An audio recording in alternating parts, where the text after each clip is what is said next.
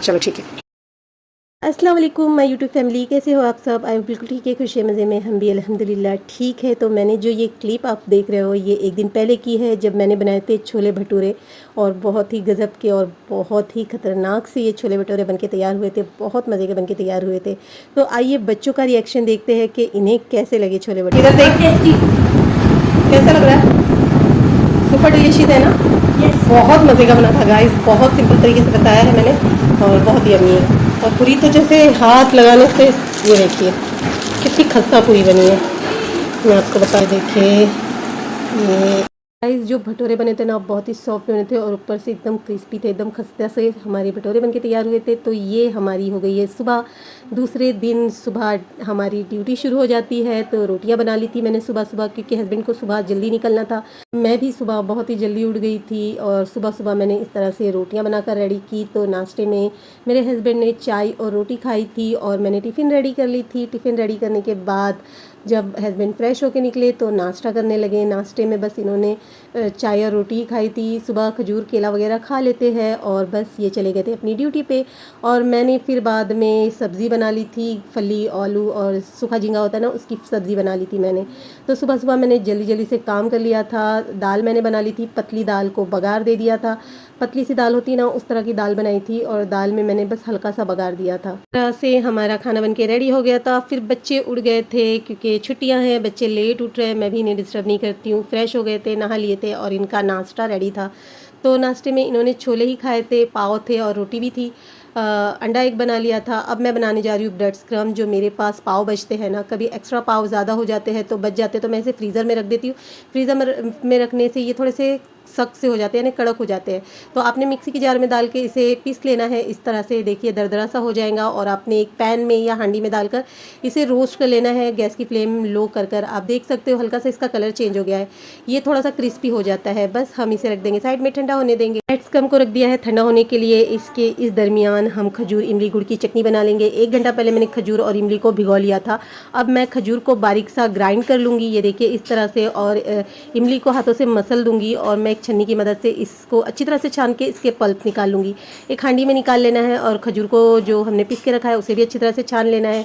और अब हांडी चढ़ा दूंगी मैं गैस पर, और इसी के साथ जो हमने गुड़ काट के रखा है वो डाल देंगे। 15 मिनट आपने इसे अच्छी तरह से धीमी आंच पर खौलने देना है। जैसे खौल जाए तो हमने कुछ मसाले लिए हैं वो डाल देंगे। आपको अगर मेरी गुड़ इमली खजूर की चटनी की रेसिपी चाहिए तो मैं इंस्टाग्राम पे डाल दूंगी, और इंस्टाग्राम की लिंक मैं डिस्क्रिप्शन पे डाल दूंगी, आप वहाँ से ले सकते हैं। तो आप देख सकते हो चटनी हमारी गुड़ इमली खजूर की बनकर रेडी है, और किचन कितना मैसी हो चुका है, कितना गंदा सा हो चुका है। तो बस अब हम गुड़ इमली खजूर की चटनी को इस तरह से एक बर्नी में निकाल लेंगे। कांच की बर्नी में ही मैं रखती हूँ ये चटनी को। आप 6 महीने तक भी इसे स्टोर करके रख सकते हैं गाइस, ये बिल्कुल भी ख़राब नहीं होंगी। तो बहुत मज़े की ये चटनी बनकर तैयार होती है। तो इसे रख देते साइड में। अब मैंने जो ब्रेड स्क्रम बनाया था उसे मैंने इस तरह से एक ज़िप लॉक बैग में डाल दिया है अच्छी तरह से। ये बिल्कुल भी ख़राब नहीं होंगे, आप इसे फ्रीज में रख के महीनों यूज़ कर सकते हैं ब्रेड स्क्रम को, ये इसी तरह से फ्रेश रहेंगे। और आप देख सकते हो किस तरह से क्रिस्पी बनके तैयार हुए हैं। आपने एक काम करना है कि इसमें हवा नहीं होनी चाहिए, कोई भी एयर अंदर नहीं होनी चाहिए। अच्छी तरह से इसे ज़िप लॉक करके आपने फ्रिज में रख देना है। तो इसके बाद मैंने सारी क्लीनिंग कर ली थी, किचन अच्छी तरह से मैंने क्लीन कर लिया था, बर्तन वगैरह भी वॉश कर लिए थे, और अपना घर भी अच्छी तरह से क्लीन कर लिया था। बच्चे गए थे नीचे फुटबॉल खेलने, और मस्जिद से ही ये नमाज़ पढ़ कर आए हैं दोस्तों के साथ, यानी इनकी उम्र के ही दोस्त होते हैं, उनके साथ ये नमाज़ पढ़ लेते हैं। बाजू में ही हमारे मस्जिद है, ज़्यादा दूर नहीं है। तो गाइज़ मैं आपसे एक बात ज़रूर कहना चाहती थी जो मैंने नहीं बताई आपको।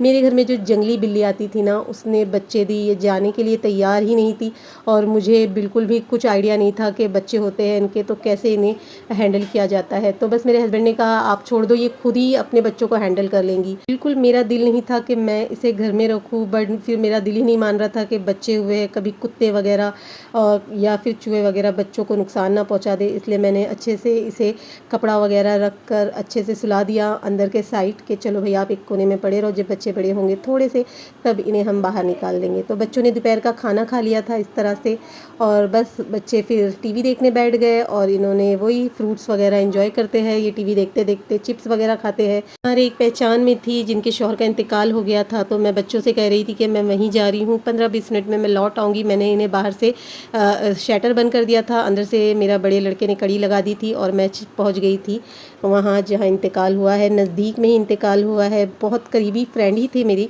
तो उनके हस्बैंड का इंतकाल हो गया था। 15 दिन से वो एडमिट थे और फिर बस अभी उनकी डेथ हो गई थी, तो बस मैं वहीं की तरफ जा रही हूँ। तो मेरी एक फ्रेंड और खड़ी थी मेरा इंतज़ार करते हुए। हम 2-3 फ्रेंड इकट्ठा ही जाने वाले थे। हम सारे जो फ्रेंड्स हैं ना, हम सारे पेरेंट्स, जो मेरे बच्चों की पेरेंट्स होते हैं ना, वही हम सब फ्रेंड्स हैं इकट्ठे। हम सब के 4-5 का ग्रुप है जो हम इकट्ठे जाते हैं अगर कहीं पहचान वगैरह होती है तो। ये मेरी एक फ्रेंड यहीं रहती है, ये मस्जिद है बाजू में, उसके बाजू में एक कॉलोनी है, वहीं रहती है ये। तो बस इन्होंने कहा कि मैं आगे की तरफ खड़ी हूँ, तो मैं वहाँ बढ़ गई।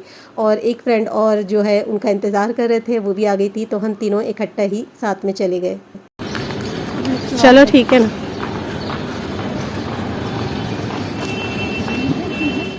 15 से 20 मिनट ही हम वहाँ बैठे और फिर हम निकल आए, क्योंकि और मैंने वहाँ शूट भी नहीं किया, क्योंकि अच्छा नहीं लगता है किसी के यहाँ इंतकाल हुआ और हम वहाँ शूट करें ना। तो आते समय यानी आते वक्त मैंने इस तरह से गन्ने का जूस ले लिया था बच्चों के लिए और मेरे लिए, क्योंकि गाइस बहुत ज़्यादा गर्मी थी। और नीचे मुझे मिल गई थी, ये मेरी बिल्डिंग की लड़की है, तो इसी के साथ मैं ऊपर चढ़ी हूँ। बहुत अंधेरा था। चलो चलो प्रिया, 6-6:30 बजे का वक्त था, तो पूरा दिन वक्त ही नहीं मिल पाया काम में, और फिर मैं वहाँ गई थी ना, उसमें मेरा वक्त चला गया। तो बस नमाज़ पढ़कर हम नीचे उतरे थे, सोचा थोड़ा सा सामान ले ले। बाज़ार बच्चों को ले गई थी मैंने, थोड़ी प्याज वगैरह, ककड़ी वगैरह मैंने यहाँ से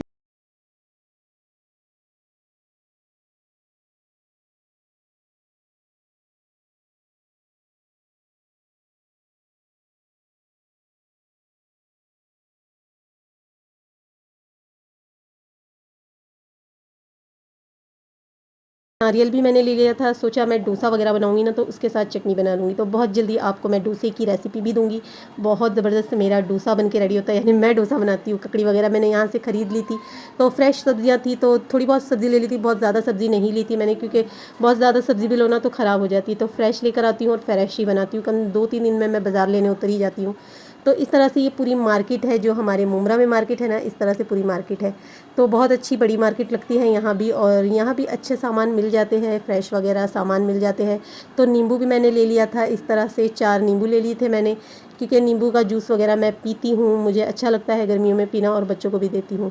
तो बस मुझे लेना था इस तरह से नीम का पत्ता, क्योंकि मैं ये दवाई बना के पीती हूँ नीम के पत्ते की। इसकी जो मैं दवाई बनाती हूँ ना, तो आपके साथ ज़रूर शेयर करूँगी कि इसके कितने फ़ायदे हैं। इंशाल्लाह आपको बहुत जल्दी इसका रिज़ल्ट भी मिलेगा, अगर आप ये बना के पीते हो ना, तो बहुत फ़ायदा होगा।